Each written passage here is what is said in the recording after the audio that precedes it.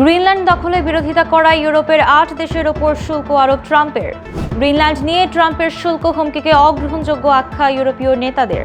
মার্কিন বাহিনী চলে যাওয়ার পর ঘাঁটির নিয়ন্ত্রণ নিল ইরাক। বৈশ্বিক ইন্টারনেট থেকে স্থায়ীভাবে বিচ্ছিন্ন হওয়ার পরিকল্পনা ইরানের। গাজার বোর্ড অফ পিস গঠন ইস্যুতে ট্রাম্প নেতানিয়াহু দ্বন্দ্ব। ট্রাম্পকে ডিঙিয়ে বিশ্বসেরা কন্টেন্ট ক্রিয়েটরের তালিকায় তারেক রহমান।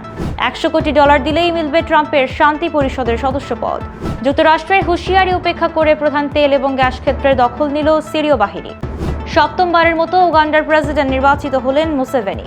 ইরানে হাজারো মানুষের প্রাণহানির কথা স্বীকার করলেন খামেনি। ফের বিক্ষোভে নামার আহ্বান, রেজা পাহলভির মিলল না সাড়া।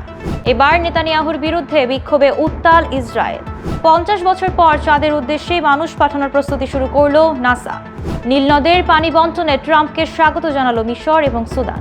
দেখছিলেন টাইমস ইন্টারন্যাশনাল সংবাদ শিরোনাম, সঙ্গে আছে মেহেরুন্নেসা মেঘলা। এবার বিস্তারিত। গ্রিনল্যান্ড দখলে নেওয়ার বিরোধিতা করায় ইউরোপের 8টি দেশের ওপর শুল্ক আরোপের ঘোষণা দিয়েছেন ডোনাল্ড ট্রাম্প। আগামী 1 ফেব্রুয়ারি থেকে 10% শুল্ক কার্যকর হবে এবং 1 জুন থেকে তা 25% উন্নীত করা হবে। যুক্তরাষ্ট্রের সাথে কোনো চুক্তি না হওয়া পর্যন্ত এই শুল্ক বহাল থাকবে বলে জানান ট্রাম্প। যুক্তরাষ্ট্রের দাবি, গ্রিনল্যান্ড জাতীয় নিরাপত্তার জন্য অত্যন্ত গুরুত্বপূর্ণ। ট্রাম্প জানান, গ্রিনল্যান্ডে এসব দেশের প্রতিনিধিদের অজানা উদ্দেশ্যে সফরের জবাব হিসেবেই এই পদক্ষেপ। তার অভিযোগ, যুক্তরাষ্ট্রের নিয়ন্ত্রণের বিরোধিতা করে দেশগুলো বিপজ্জনক খেলায় নেমেছে। এদিকে মার্কিন প্রেসিডেন্টের হুমকির তীব্র নিন্দা জানিয়েছে ইউরোপীয় দেশগুলো। শুল্কের ভয়ে ইউরোপ পিছু হটবে না বলে জবাব দেন তারা। হুমকি বাস্তবায়িত হলে ঐক্যবদ্ধ এবং সমন্বিতভাবে জবাব দেওয়া হবে বলে জানায় যুক্তরাজ্য, জার্মানি সহ 8 দেশের নেতারা। গ্রিনল্যান্ড নিয়ে ট্রাম্পের শুল্ক হুমকিকে অগ্রহণযোগ্য বললেন ইউরোপীয় নেতারা। ব্রিটিশ প্রধানমন্ত্রী কিয়ার স্টারমার এই সিদ্ধান্তকে সম্পূর্ণ ভুল বলে আখ্যা দিয়েছেন। তিনি জানান, যুক্তরাজ্য এই বিষয়ে যুক্তরাষ্ট্র প্রশাসনের সঙ্গে সরাসরি কথা বলবে। যুক্তরাজ্যের বিরোধী দলগুলোর নেতারাও ট্রাম্পের ঘোষণার সমালোচনা করেছেন। পাশাপাশি ফ্রান্সের প্রেসিডেন্ট ইমানুয়েল ম্যাক্রো বলেছেন, এই ধরনের হুমকি গ্রহণযোগ্য নয়। এদিকে 1 ফেব্রুয়ারি থেকে Denmark, Norway, Sweden, France, Germany, যুক্তরাজ্য, নেদারল্যান্ডস এবং ফিনল্যান্ড থেকে যুক্তরাষ্ট্রে রপ্তানি হওয়া পণ্যের উপর 10% শুল্ক কার্যকর হবে বলে ঘোষণা দেন ট্রাম্প। এই হুমকির পর ব্রাজিলে ইউরোপীয় ইউনিয়নের জরুরি বৈঠক ডাকা হয়। একই সময়ে গ্রিনল্যান্ড এবং ডেনমার্কে হাজার হাজার মানুষ যুক্তরাষ্ট্রের সম্ভাব্য দখল পরিকল্পনার বিরুদ্ধে রাস্তায় নামেন।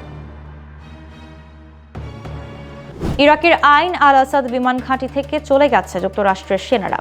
ঘাঁটি ছাড়ার পর এটির পূর্ণ নিয়ন্ত্রণ নিয়েছে ইরাকের সেনাবাহিনী।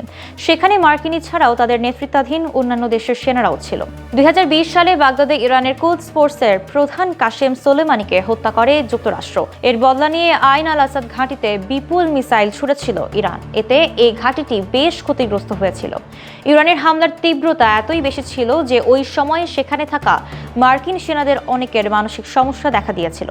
এর প্রেক্ষিতে 2024 সালে ইরাক এবং যুক্তরাষ্ট্রের মধ্যে সেনা প্রত্যাহার নিয়ে চুক্তি হয়। এর অংশ হিসেবেই ঘাঁটি থেকে সরে গেছে মার্কিন সেনারা।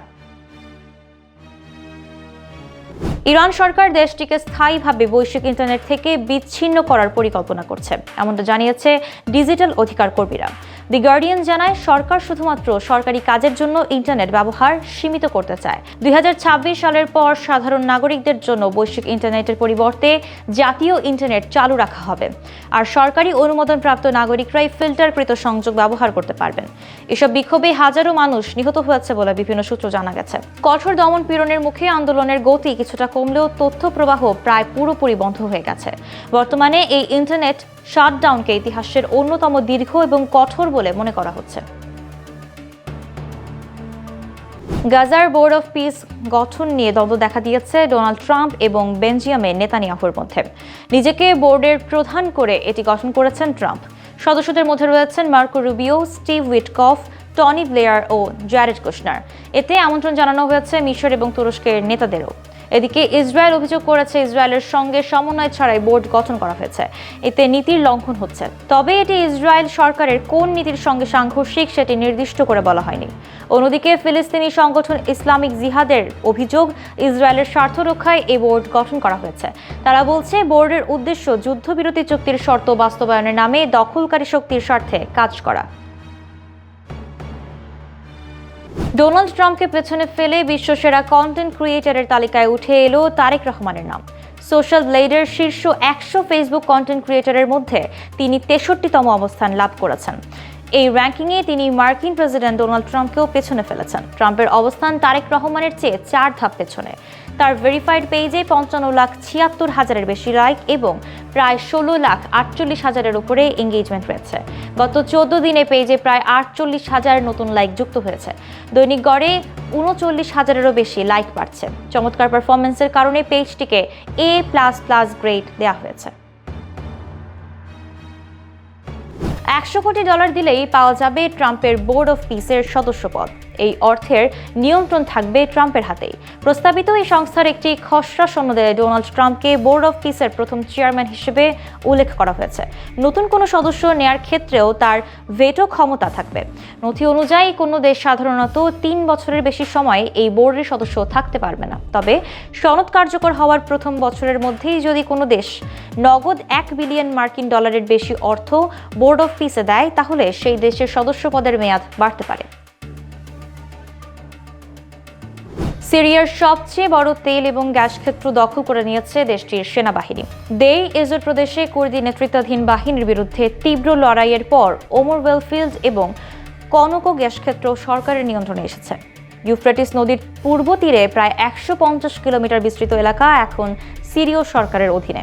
এর ফলে বড় ধরনের আর্থিক ক্ষতির মুখে পড়েছে এসডিএফ। এর আগে তাবকা শহর এবং ফ্রিডম ড্যাম ও সরকারি বাহিনীর দখলে এসেছে। মার্কিন সমর্থিত কুর্দি বাহিনী সরে গেলেও আরব গোত্রীয় যোদ্ধাদের সহায়তায় সিরীয় সরকার তাদের রাষ্ট্রীয় কর্তৃত্ব পুনঃপ্রতিষ্ঠায় সফল হয়েছে। উগান্ডার প্রেসিডেন্ট নির্বাচনে ভূমিধস জয় পেয়েছেন প্রবীণ রাজনীতিক ইয়োওয়েরি মুসেভেনি। শনিবার দেশটির নির্বাচন কমিশনের প্রধান তাকে বিজয়ী হিসেবে ঘোষণা দিয়েছেন। এ নিয়ে 7মবারের মতো উগান্ডার প্রেসিডেন্ট নির্বাচিত হয়েছেন তিনি। নির্বাচনী এই ফলাফল 81 বছর বয়সী মুসেভেনির রাজনৈতিক অবস্থানকে আরও দৃঢ় করবে বলে ধারণা করা হচ্ছে। দেশটির রাজধানী কাম্পালায় এক অনুষ্ঠানে উগান্ডার নির্বাচন কমিশন বলেছে, মুসেভেনি মোট ভোটের প্রায় 72% পেয়েছেন। তার প্রধান প্রতিদ্বন্দ্বী পপ সঙ্গীত শিল্পী থেকে রাজনীতিক বনে যাওয়া ববি ওয়াইন পেয়েছেন 24% ভোট। প্রথমবারের মতো ইরানে হাজার হাজার মানুষ নিহত হওয়ার কথা স্বীকার করলেন আয়াতুল্লাহ আলী খামেনি। তিনি জানান, বিক্ষোভে কয়েক হাজার মানুষের মৃত্যু হয়েছে এবং এর মধ্যে বেশ কিছু হত্যাকাণ্ড ছিল অত্যন্ত অমানবিক এবং নৃশংস।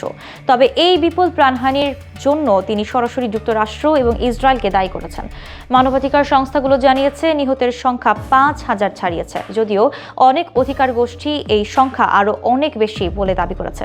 দেশ জুড়ে ইন্টারনেট সংযোগ প্রায় সম্পূর্ণ বিচ্ছিন্ন থাকায় হতাহতের সঠিক তথ্য পাওয়া অত্যন্ত কঠিন হয়ে পড়েছে। ইরানে আবারও বিক্ষোভের আহ্বান জানিয়েছিলেন দেশটির নির্বাসিত যুবরাজ রেজা পাহলভি।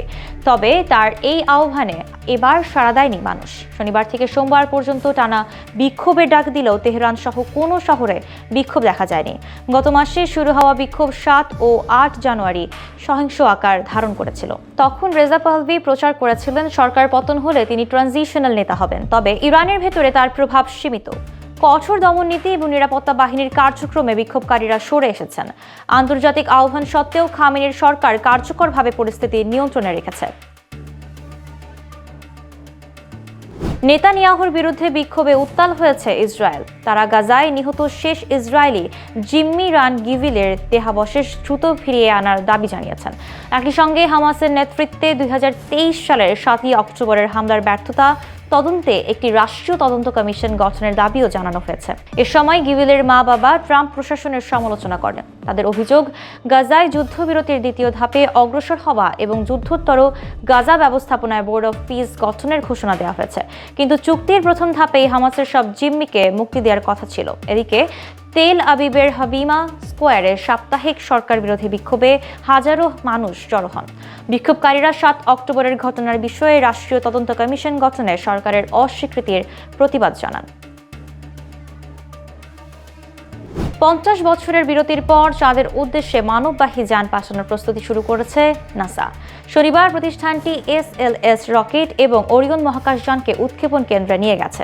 সফল পরীক্ষা এবং নিরাপত্তা নিশ্চিতকরণের পর আগামী 6 ফেব্রুয়ারি থেকে এপ্রিলের মধ্যে 3 জন মার্কিন এবং 1 জন কানাডার নভোচারী চাঁদের চারপাশে ঘুরে আবার পৃথিবীতে ফিরবেন। এটি আর্টেমিস 2 অভিযানের অংশ। মানববিহীন আর্টেমিস 1 মিশনের পর নাসা আশা করছে 2030 সালের মধ্যে মানববাহী যান চাঁদের পৃষ্ঠে অবতরণ করবে। পাশাপাশি প্রতিদ্বন্দ্বী চীনও 2026 সালে চাঁদের দক্ষিণ মেরু অঞ্চলে অনুসন্ধানের মিশন পরিচালনা করবে।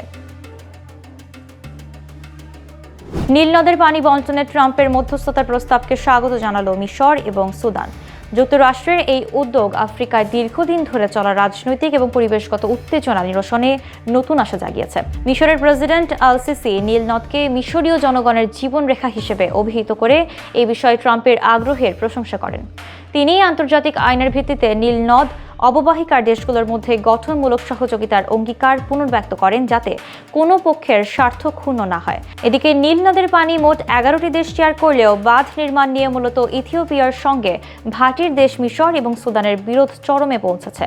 মিশর এবং সুদান শুরু থেকে দাবি করে আসছে বাঁধের পানি পূর্ণ করা এবং এটি পরিচালনার বিষয়ে একটি আইনগতভাবে বাধ্যতামূলক ত্রিপক্ষীয় চুক্তিতে পৌঁছানো অপরিহার্য। এই ছিল আজকের টাইমস ইন্টারন্যাশনাল। 10 মিনিটে সারা বিশ্বের সর্বশেষ খবর পেতে সাবস্ক্রাইব এবং ফলো করে বাংলাদেশ টাইমসের সঙ্গেই থাকুন।